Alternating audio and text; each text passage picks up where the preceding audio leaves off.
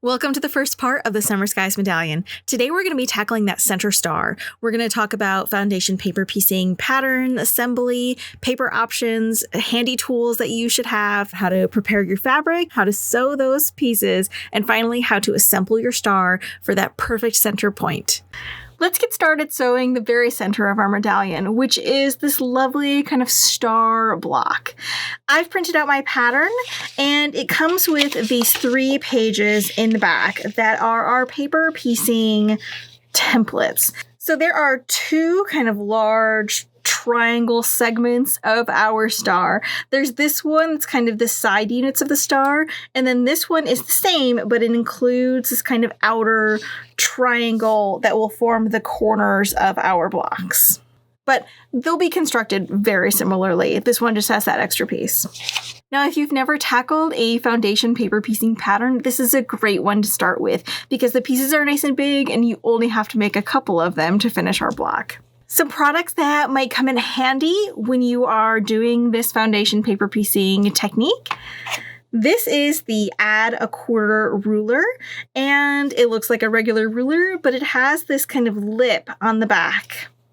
You can see that this side of the ruler is a little bit thicker, and that's going to come in handy when we are trimming our kind of excess fabric away from the pattern. I'll show you that when we get to it, but that lip is kind of what makes this really helpful product.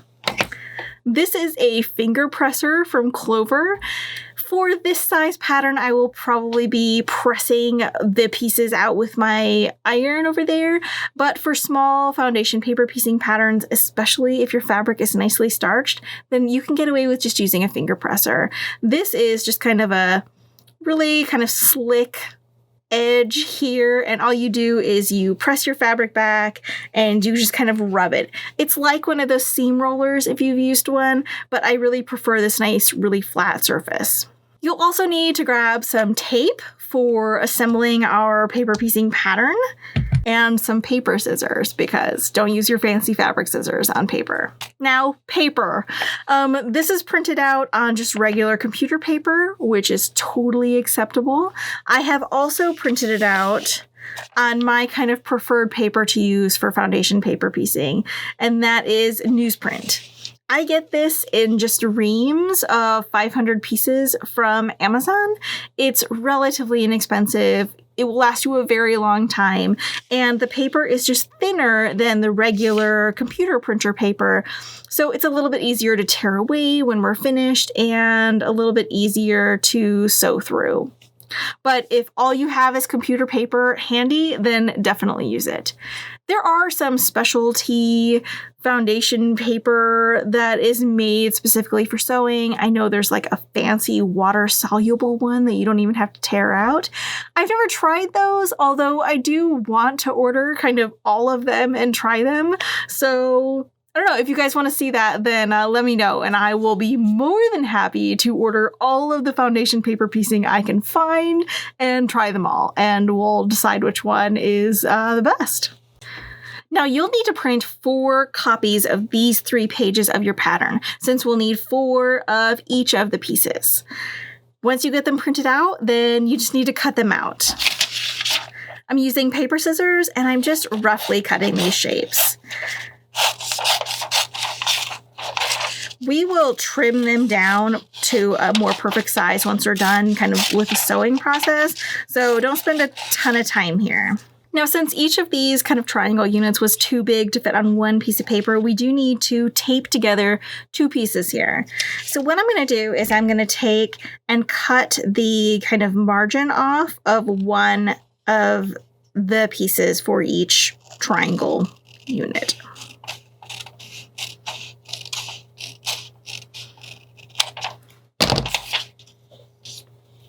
And that will just help me align this shape. I also have a light table that I'm working on, so I'm going to turn that on just so I can be sure to align these pieces. And once that's done, I am just going to tape across that seam. I'm also going to flip this over and tape this kind of flap down. I didn't cut both margins off because then I'd be kind of butting 2 cuts up to each other. So I do have this kind of extra flap on the back. And I don't want it to get caught kind of in the foot of my machine or my feed dogs or anything like that. So I'm just going to tape it down. Now that we have our pattern all taped together and ready to go, I have also kind of pre-cut my fabric to roughly the size that I need. And that's just so it's a little bit easier to work with. But you can certainly use larger pieces of fabric, or if you would prefer to take the time to kind of cut these pieces more to an accurate size, you can kind of use these pieces as a template to cut your fabric. I have not. I'm going to use great big pieces because that's what I have cut. So for instance, I have this great big square that I'm going to use to cover this kind of center of the star. And I have a great big rectangle to cover number 4. And then these are for the kind of outer aqua points. One more thing that you will need is a needle for your machine. You can switch to a larger diameter needle that will kind of create larger holes in your paper and make it easier to tear eventually.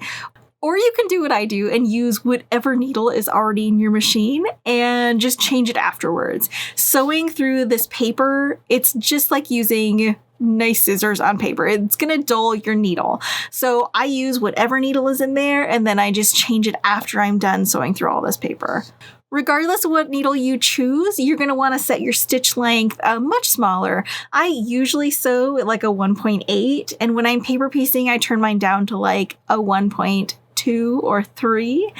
It just perforates that paper along that seam line and makes it easier to remove in the future. There is a downside. If you do need to rip out a seam, it is awfully cumbersome to rip out all those tiny stitches. So you can make that call on just how tiny you want to go.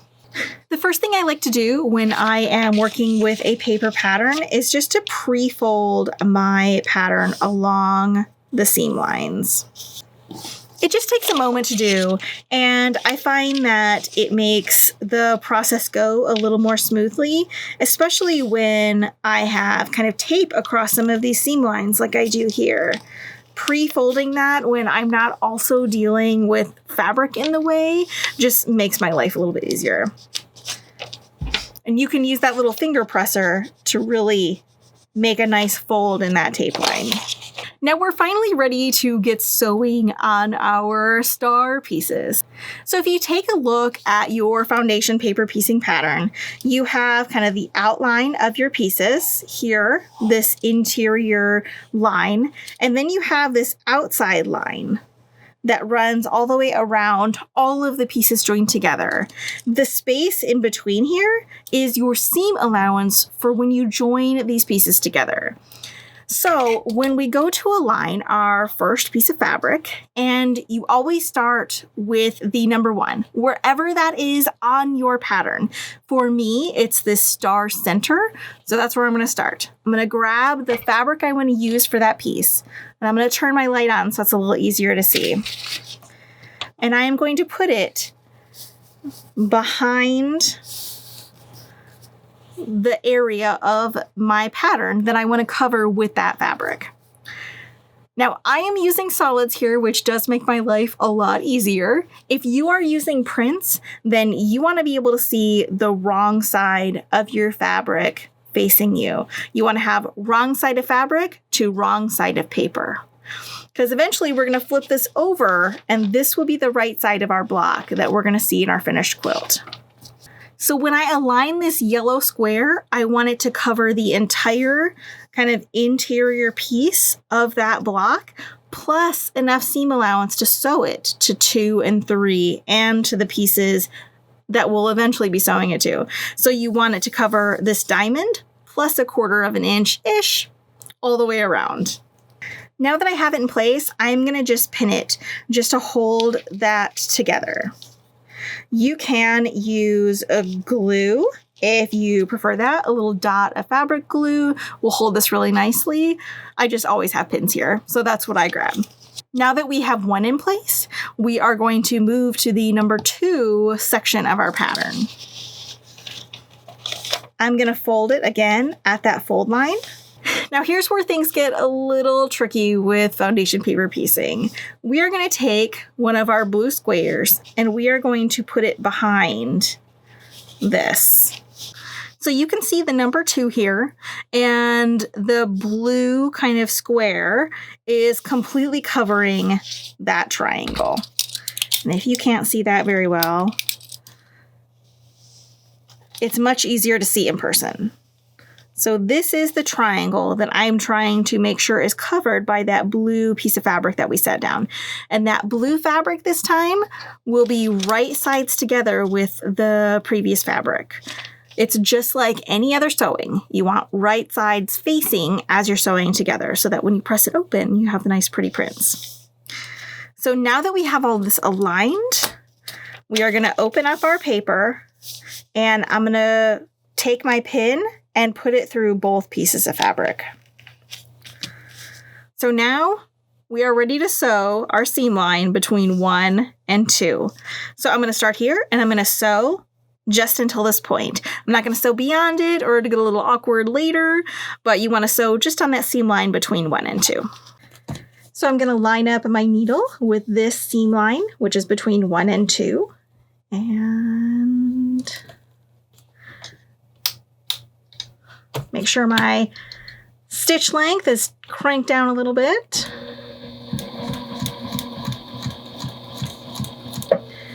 And now we're just going to sew on this line all the way down.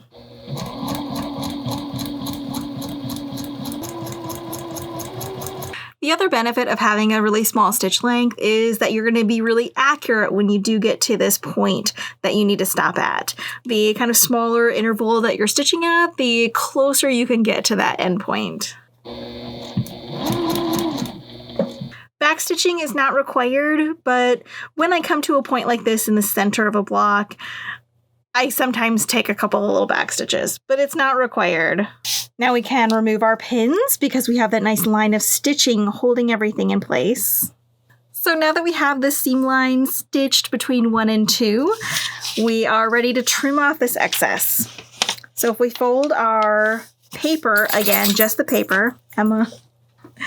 So if we fold just our paper at that seam line again, we can use our handy dandy little ruler here. And remember that little lip? You slide it and it catches right on that folded paper. So it makes it really easy to trim. If you don't have one of these, then you can just line up the 1/4 inch line on any rotary cutting ruler and it'll work great. This just speeds it up.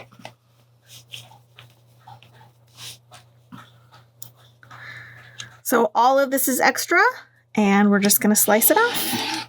Now, I get asked a lot about cutting on a light table. This is a cutting mat that is made to fit on this light table. So I can kind of bend it up here, and you can see that this cutting mat, it's like just a transparent self-healing mat that is the same size as my cutting table. So I can cut on it without hurting my light box, and if it ever does get too damaged, I can just buy another cutting mat and replace it without having to deal with replacing the whole light box, which is rather expensive. This light box is made by Daylight Company, and I do really like it. It is definitely kind of a splurge item, but I do a lot of foundation paper piecing, and it comes in really handy. So I have a link to that on my kind of Amazon list of all my favorite sewing items, and the link to that is in the description of the video below if you want to check out this light box and cutting mat for yourself. Once we have the excess fabric trimmed off, then we are going to unfold our paper, flip the whole thing over, and now we can flip our blue out to cover the 2 area. So everything is nice and flat. This is our nice, lovely seam line, and that's it. That's as far as we're going to get with number 2. Even though it is kind of this odd shape, we will eventually trim all of this excess off, but there's no point in doing it now. Do it all at the end when you can take one long rotary slice and trim it up nice and neat. Now that we have 2 finished, we're going to move on to 3, and it is the exact same process. I'm going to fold 3 over and slip my blue square under here and line it up. Now remember, this is print side up if you're working with prints, because we are sewing it right side together with our kind of block in progress. So I am just going to take a moment and line this up. I am looking for this triangle that's labeled 3 on the other side to be completely covered by the outline of this blue rectangle. And that looks pretty good. Now, when we open this up, you can certainly pin through all of these layers to kind of hold it in place. I only pin that kind of first piece because it's kind of fussy, but after this, I'm just going to carefully grab this whole kind of sandwich and just kind of slide it onto my machine. So I'm going to start here at this point and sew out along the line, right off into the seam allowance.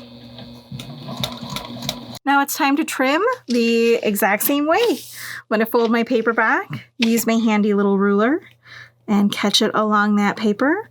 And this hangover space is 1/4 of an inch. So all I need to do is slice off the excess. And that leaves me with that nice 1/4 of an inch seam allowance. Now I can flip it over and I can fold back my fabric. Now my fabric here is pretty well starched, so it's taking these crease lines just fine. I could use my little fabric finger presser thing here, or I could be using my iron and pressing this open. Don't use steam since there is kind of paper involved, but a hot dry iron will hold these back really nicely. Now, if we were working on the star center piece, then we would be done and we would be ready to trim. But we have one more piece to go since this is the corner unit. And it is the exact same process.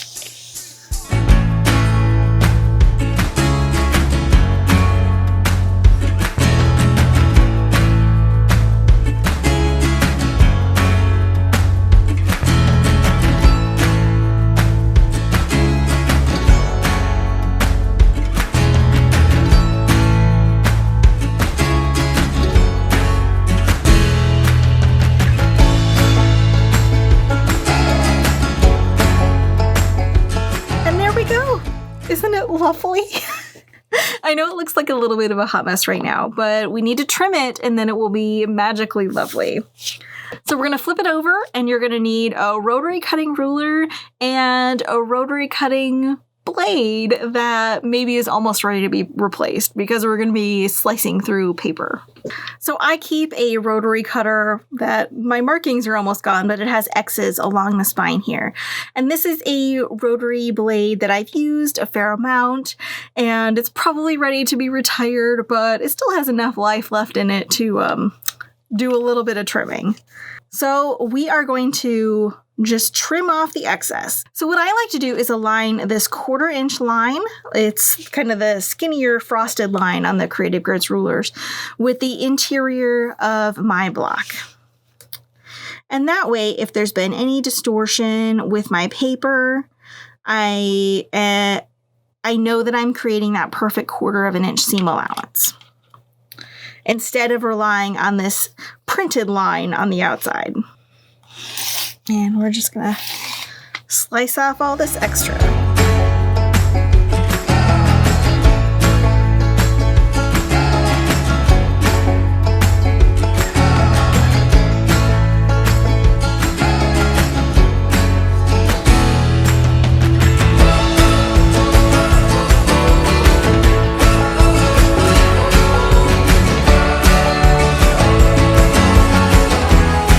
Now it's all trimmed and lovely.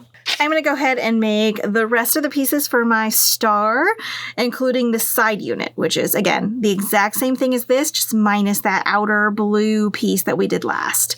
I'm going to make 4 of each of them, and then we're going to sew them together.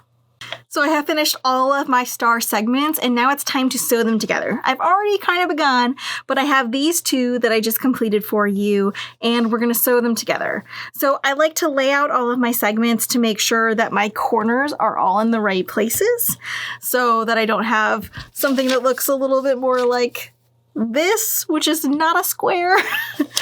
So just make sure your corner pieces are in the right places. And now it's time to talk paper removal. You can remove your papers now and sew these together like you would any kind of triangular block that you've worked with before. I like to keep my papers in until kind of closer to a final assembly. I will probably remove the papers once I have all of this together. But I am looking at this center here and noticing how many pieces are going to come together. So I have removed just the tip of my pieces here, and I just pulled the paper back and ripped just that tip, so that when we have the bulk of the center coming together, you have just the bulk of the fabric to deal with and not also the bulk of the paper. Now, when we put these right sides together to sew them, we're only going to be missing just that little bit of fabric to sew on that line. And you can either mark it with a pen, or you can just kind of use your 1/4-inch foot or your seam guide to guide you to sew from here to here. Now, this is going to be kind of lined up like any block. You do have kind of this paper to deal with, so if you're using pins, be sure to use pins that are maybe on their way out anyway. I'm going to go ahead and pin mine in a couple of places. Now, that paper will add a little bit of stability to your sewing. If you are working with fabrics that are cut in the bias, I know that I do not pay particular attention to bias when I'm doing foundation paper piecing. I'm often working with scraps or kind of odd shapes in my design. So it's really hard to make sure that everything is kind of going in the same grain direction. So I don't usually worry about it, because the paper is kind of like a temporary interfacing. It kind of reduces any stretch that you're going to have. So once I have this all pinned, I'm going to sew that seam line. And this is just like sewing any 1/4-inch seam, except we have it marked for most of it. So I'm going to start up here, and I'm going to sew all the way down this line to join these two triangles together.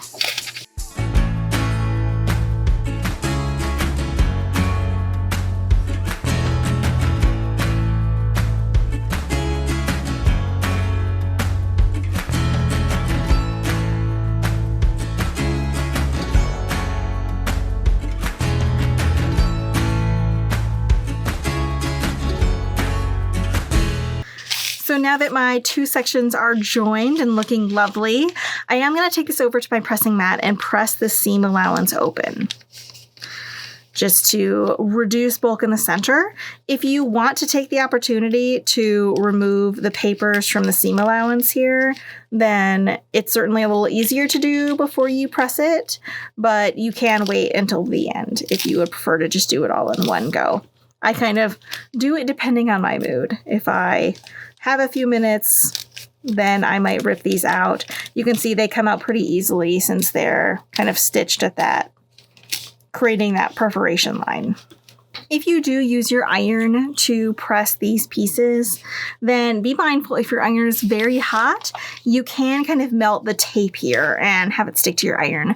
So I recommend using a pressing cloth or just being very careful and just using the tip of your iron. That's up to you. I tend to just be very careful and clean off my iron, but if your iron is very precious, then maybe use a pressing cloth. Now that I have these joined into kind of segments of 2, I'm going to repeat the process and sew my segments of 2 together to create another kind of half of my star like this.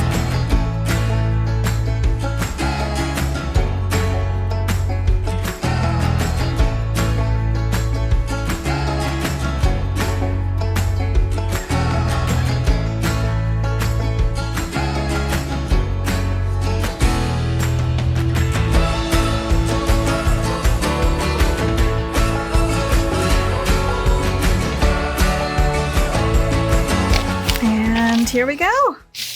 The last seam.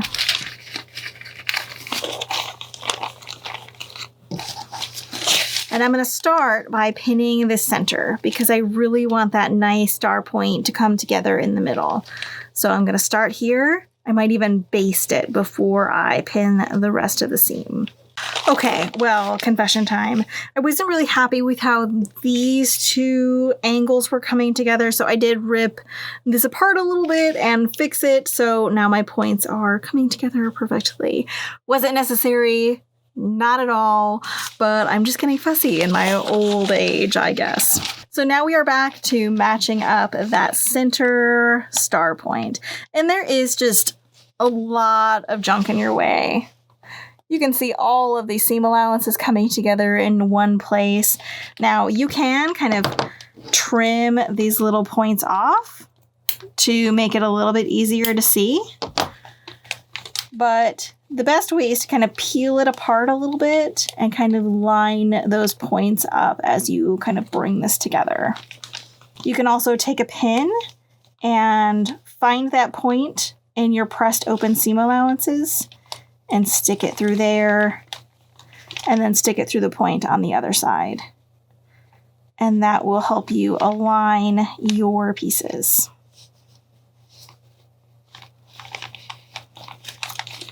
Okay, I'm going to baste the center point and see if it comes out really nicely. And if it does, then I will sew the rest of this long seam.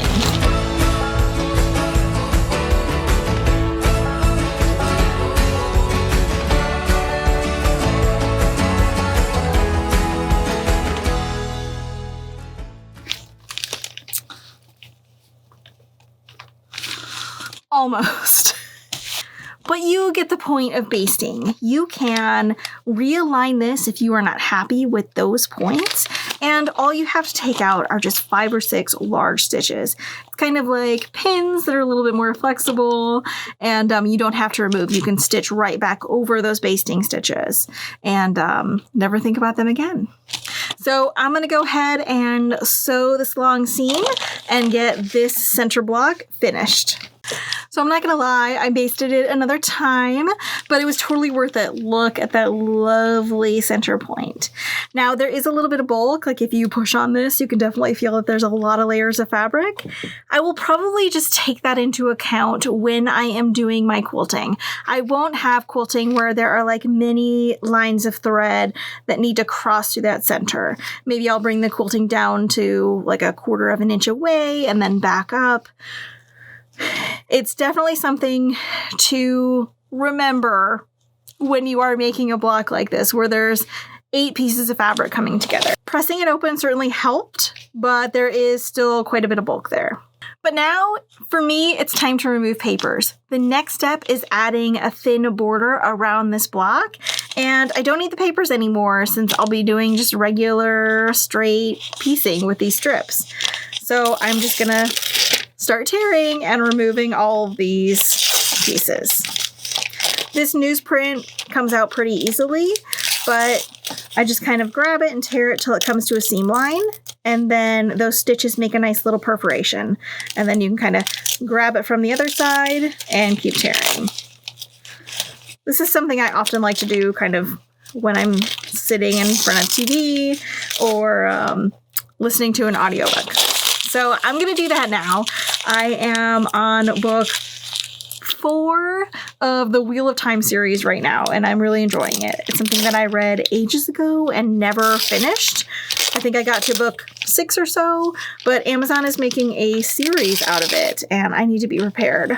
So I'm re-listening to the whole series, and if you would like to join me, then I recommend the audiobooks, and I have a link to them in the description below if you are an audiobook fan like I am. And if you have read them, then no spoilers. So I'm going to get to this, and then we'll talk about adding the border all the way around the quilt block. Okay, I spent like 30 seconds ripping papers and couldn't handle it anymore. So I'm going to do that later when I'm in front of the TV. But my sewing time this summer is precious, so I'm going to save the boring paper tasks for later and start attaching these borders. Now, the cutting instructions have you cut 4 long rectangles for these borders. The shorter ones you're going to attach to opposite sides, like the top and bottom or side to side. It doesn't matter because you can always rotate this block later if you would prefer those seams go in another direction. So I'm going to sew the shorter strips to 2 opposing sides, press them open, and then sew the 2 longer strips in the other direction. And I'm just going to do that really quick. These are just 1/4 inch seams, and pin it, sew it.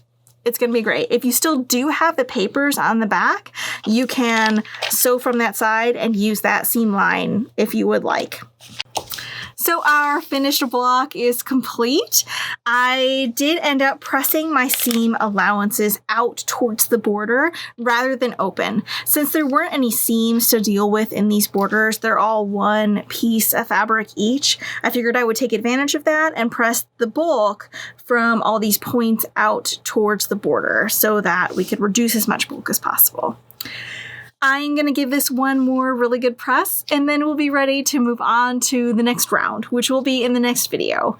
And until then, if there's a different block that you would rather substitute in for this center, then I believe it is 24.5 inches big. So if there's another block, rough, so 24 finished. If there's another block you want to substitute in instead of doing the paper piece star, you just need to make it to that measurement, and then the future rounds will all fit around it just as if it was this block.